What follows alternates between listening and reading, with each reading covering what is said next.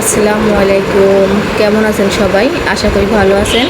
আজকে আমি কতগুলো এখানে আমি 2 কেজি কাঁচা আম নিয়েছি। এই আমগুলো দিয়ে আমি আজকে আচার তৈরি করব।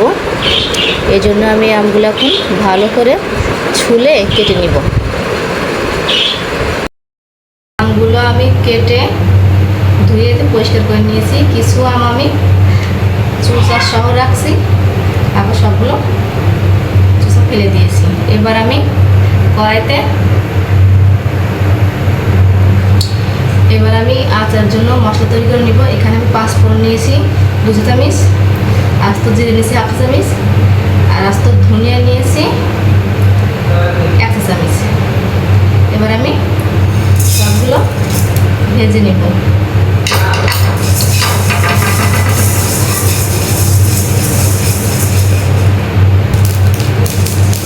মশলা ভাজা হয়ে গেছে। এবার আমি ঢেলে এগুলো একটু ব্লেন্ডারে চুলায় কড়াই দিয়ে দিচ্ছি। এবার কড়াই গরম হয়ে গেলে আমি সরিষার তেল ঢেলে দেবো। এখানে আমি সরিষার তেল দিয়েছি 1.5 কাপ।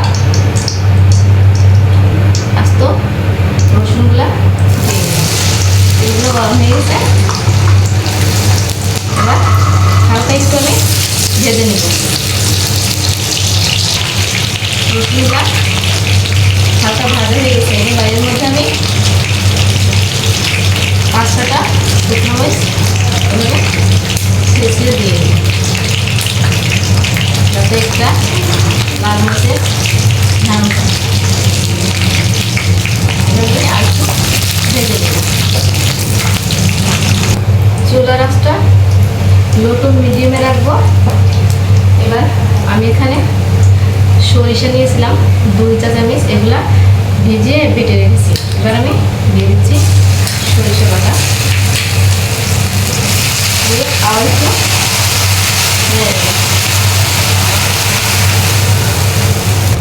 এবার দিয়ে দেবো 1 চামচ আদা রসুন বাটা। মশলাগুলো আমার ভাজা হয়ে গেছে। এবার আমি এর মধ্যে আমগুলো দিয়ে দেব, দিয়ে একটু আমগুলো ভেজে নেব।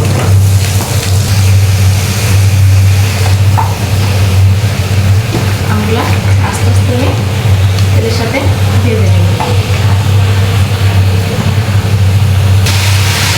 এবার আমি দিয়ে দেবো 1 চামচ লাল মরিচের গুঁড়া আর 1 চামচ ধনিয়ার গুঁড়া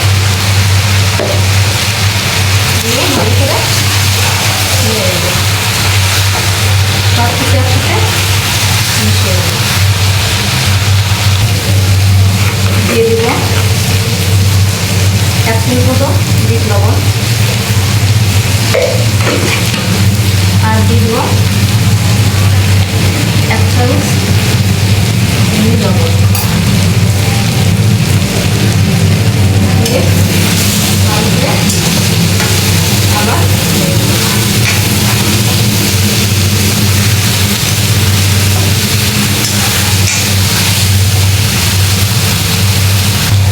আমি কিন্তু এত কিছু আমটা ভেজে নিয়েছিলাম তেলের উপরে। এবার আমি দিয়ে দিচ্ছি গুড়। আমি আরেকটা গুড় তৈরি করবো, এটা আখের গুড়। এখানে গুড় আছে প্রায় 250 গ্রামের 300 গ্রামের মতো গুড় আছে। এবার আমি দিয়ে ভালো করে একটু আবার মিশিয়ে নেব। গুড়টাকে তো দেওয়ার পরে আম থেকে পানি বের হয়ে গেছে। এবার আমি যতক্ষণ পানি না শুকায় ততক্ষণ এবার শুধু মেরে শুকিয়ে নেব পানিটা। আচারে একটু পানি দেয়নি, এখানে অনেকগুলো পানি দিয়ে গেছে।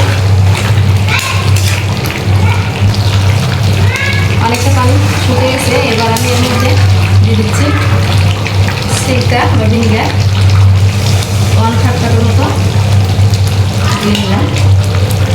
দিয়ে আমি ভালো করে একটু মিলিয়ে দিচ্ছি, মিশিয়ে দিব।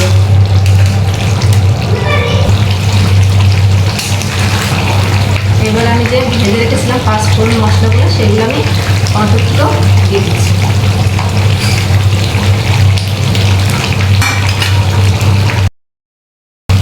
দিয়ে ভালো করে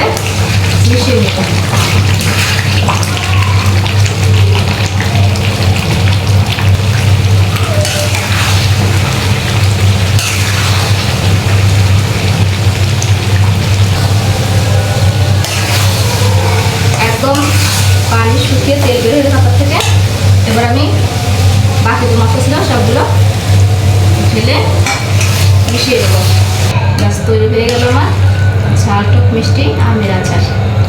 এবার আমি চুলাটা বন্ধ করে দিলাম। এবার আমি একটু ঠান্ডা করে বোতলে ভরে নেব।